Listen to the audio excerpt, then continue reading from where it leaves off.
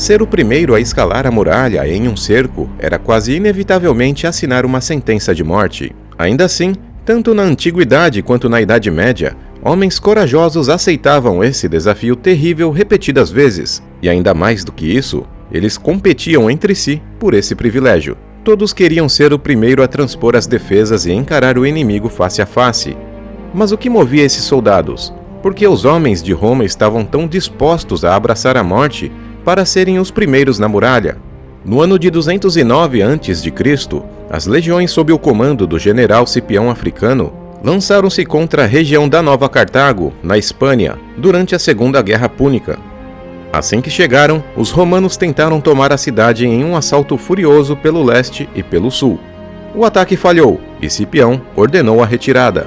Contudo, ele não deu tempo para os defensores respirarem. No mesmo dia, ordenou uma segunda investida. Os cartagineses, pegos de surpresa, estavam exaustos. Haviam esgotado quase toda a munição pela manhã. E para conter o avanço romano, que agora escalava a cidade por 3 frentes, os defensores cometeram um erro fatal. Retiraram todas as suas forças do lado norte para reforçar os outros pontos. E era exatamente isso que Cipião esperava. Enquanto o caos reinava nos outros muros, 500 dos seus melhores homens cruzaram sorrateiramente a lagoa ao norte, escalando a muralha no mais absoluto silêncio. E quando eles conseguiram abrir o portão leste por dentro, o destino da Nova Cartago foi selado. Com os portões escancarados e a resistência colapsando, a poeira da batalha começou a baixar, revelando não apenas a vitória de Roma, mas uma disputa acalorada que dividiria o exército. 2 homens, vindos de mundos diferentes dentro da máquina de guerra romana, reivindicaram para si a honra máxima. De um lado estava Quintus Trebellius, um centurião endurecido da 4ª Legião. Ele havia liderado o grupo de elite que atravessou silenciosamente a lagoa ao norte, infiltrando-se nas defesas enquanto a cidade ardia em caos. Para a infantaria, ele era o herói legítimo. Porém, de outro lado, erguia-se Sextus Digitus, um soldado da galé romana que lutou ao sul da cidade. Ele jurava ter escalado as defesas antes de qualquer legionário. O que estava em jogo não era apenas um reconhecimento verbal, mas a Corona Muralis, a prestigiada coroa de ouro que transformava um soldado comum em uma lenda viva. A disputa entre eles tornou-se tão feroz que ameaçou transformar a vitória em um confronto violento entre os irmãos de armas. A disciplina das tropas por pouco não se rompeu. A legião cerrou fileiras em torno de Trebellius, enquanto os soldados da frota apoiavam Digitus com igual fervor. O que antes era celebração, tornou-se um bate-boca feroz. Legionários e marinheiros trocaram insultos enquanto colocavam as mãos em suas espadas. Eles estavam prontos para derramar o sangue dos seus próprios aliados. Sentindo o perigo iminente, Cipião tomou a frente antes que a situação virasse uma batalha interna. Ele nomeou 3 árbitros para julgar a questão, e a sentença foi diplomática.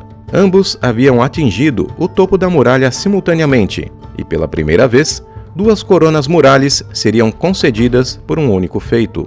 Mas por que lutar tão ferozmente por uma coroa?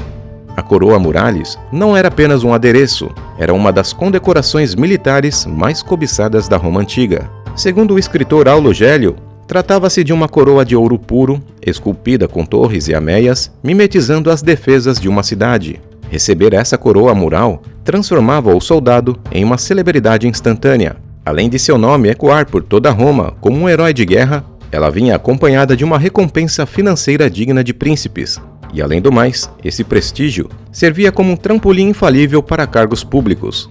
Porém, ganhar essa honraria era um milagre estatístico. Como a regra exigia ser o primeiro no topo, tecnicamente apenas uma pessoa por cerco poderia recebê-la. Além disso, Roma raramente concedia honras póstumas, e a maioria dos que tinham a coragem de saltar sobre as muralhas inimigas não voltava para contar história.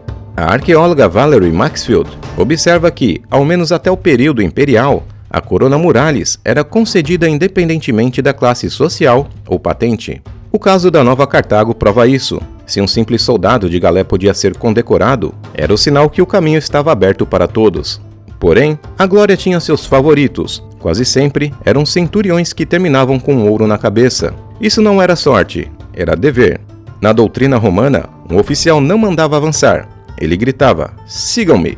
Ao se lançarem primeiro nas escadas para dar o exemplo, Eles se colocavam na posição exata para serem os primeiros a romper a defesa inimiga se tivessem sorte. Contudo, essa bravura não era um ato de loucura solitária. Era a ponta de lança de uma máquina de guerra perfeita. Se os centuriões alcançavam o topo, era porque subiam apoiados na lealdade de seus homens. Lá embaixo, soldados seguravam as escadas sob chuva de pedras, enquanto os arqueiros varriam os defensores da muralha inimiga, abrindo assim o caminho para que seu líder pudesse tocar a glória.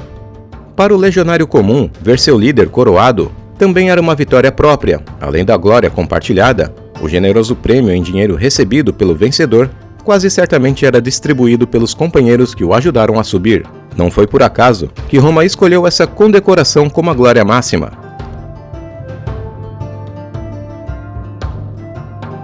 Na guerra, o tempo é a moeda mais cara do campo de batalha.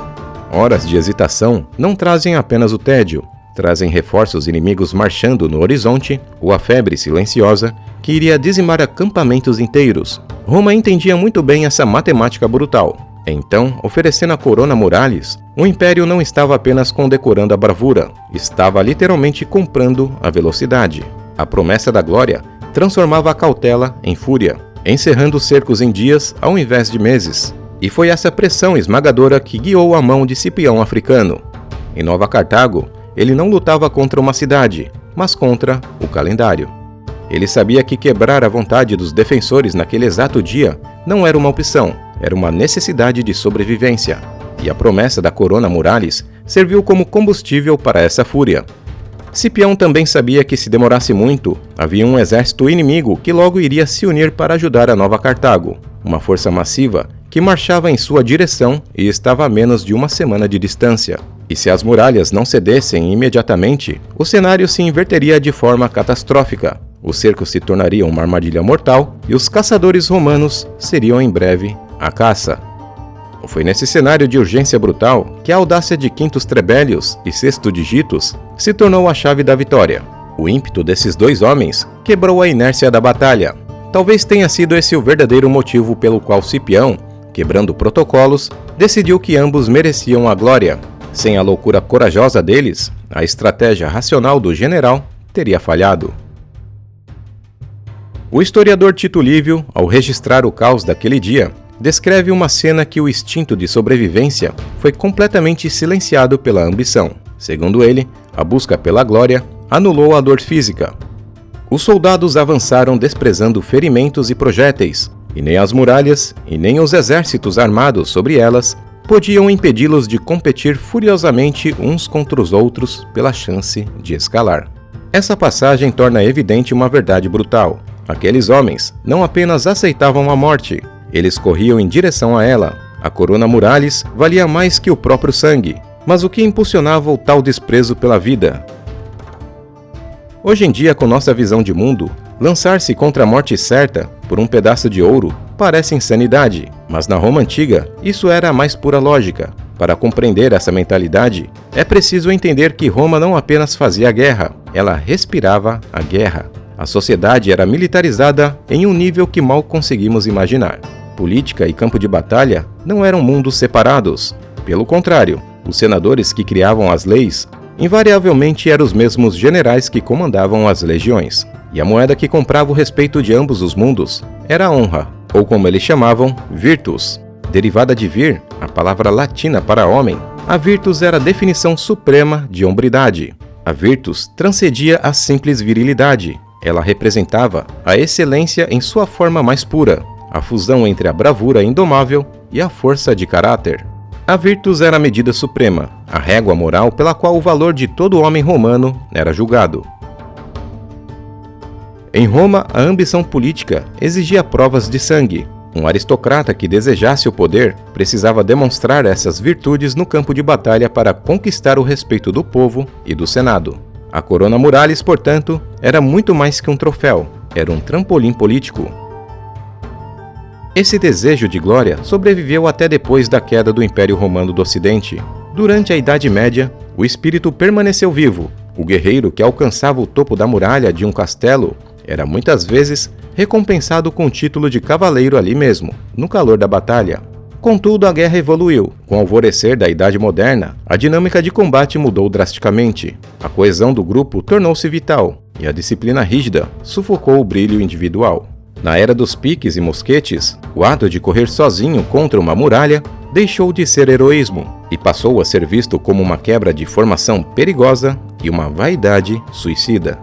A honra individual já não justificava o risco. Os feitos lendários de homens como Trebellius deram lugar à fria e eficiente máquina de assalto coordenada. E assim, a era do herói solitário havia finalmente chegado ao fim.